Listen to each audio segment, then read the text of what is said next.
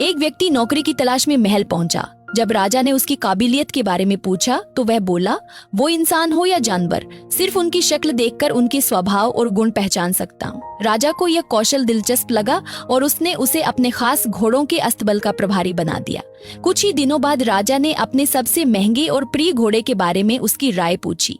प्रभारी ने जवाब दिया, यह घोड़ा नस्ली नहीं है। राजा को यह सुनकर आश्चर्य हुआ। उसने तुरंत अश्वपालक को बुलाया और सच्चाई जाननी चाहिए। अश्वपालक ने बताया, महाराज, ये घोड़ा वास्तव में नस्ली है, लेकिन इसके जन्म के तुरंत बाद इसकी मां मर गई थी, इसलिए इसे गाय के दूध से पाला गया। राजा और भी चकित हो गया। उसने अस्तबल प्रभारी को बुलाया और पूछा, तुम्हें यह बात कैसे पता चली?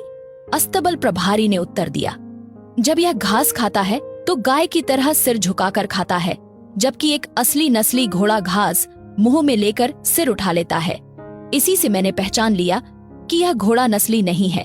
राजा उसकी गजब की समझदारी से अत्यंत प्रसन्न हुआ। उसने बतौर इनाम उसके घर अनाज, घी, मुर्गे और ढेर सारी बकरियां भिजवा दी। इसके बाद राजा ने उसे रानी के महल में तैनात कर दिया। कुछ दिनों बाद राजा ने उससे रानी के बारे में राय मांगी। उसने जवाब दिया, रानी के तौर तरीके तो शाही हैं, लेकिन वह जन्म से राजवंश की नहीं लगती। ये सुनते ही राजा के पैरों तले जमीन खिसक गई। उसने तुरंत अपनी सास को दरबार में बुलवाया। सास ने झिझकते हुए सच उजागर किया। सच्चाई ये है कि आपके पिताजी ने मेरे पति, सास ने सच बताते हुए कहा, जब हमारी बेटी का जन्म हुआ तभी आपके पिताजी ने उसका रिश्ता मांग लिया था, लेकिन दुर्भाग्यवश वह सिर्फ 6 महीने की थी जब उसकी मृत्यु हो गई। हमने रजवाड़े से करीबी बनाए रखने के लिए किसी और की बच्ची को अपनी बेटी बनाकर पाल लिया। राजा यह सुनकर स्तब्ध रह गया। उसने तुरंत अपने नौकर को बुलाया और पूछा, तुम्हें यह कैसे पता चला? नौकर ने विनम्रता से उत्तर दिया, महाराज, रानी साहिबा का व्यवहार नौकरों के साथ अत्यंत कठोर है, मानो वे कोई बोझ हों।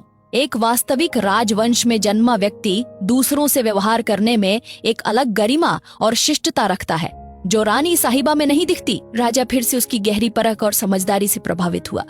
उसने उसे ढेर सारे इनाम दिए और अब की बार उसे अपने दरबार में एक महत्वपूर्ण पद पर नियुक्त कर लिया। कुछ समय बाद राजा ने एक दिन नौकर से अपने बारे में भी राय पूछी।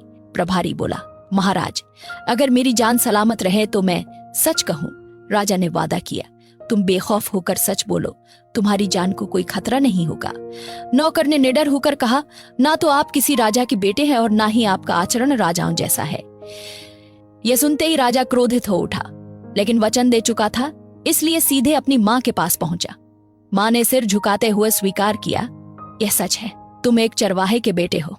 हमारी संतान नहीं थी, इसलिए हमने तुम्हें गोद लेकर पाला था। राजा यह सुनकर स्तब्ध रह गया। उसने फिर से अपने नौकर को बुलाया और पूछा, तुम्हें यह कैसे पता चला?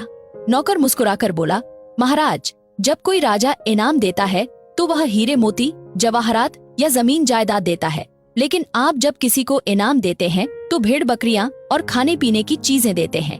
यह किसी राजा का नहीं, बल्कि एक चरवाहे के बेटे का स्वभाव दर्शाता है। इससे यह साबित होता है कि इंसान की असलियत उसकी वाणी, व्यवहार और आदतों से पहचानी जाती है।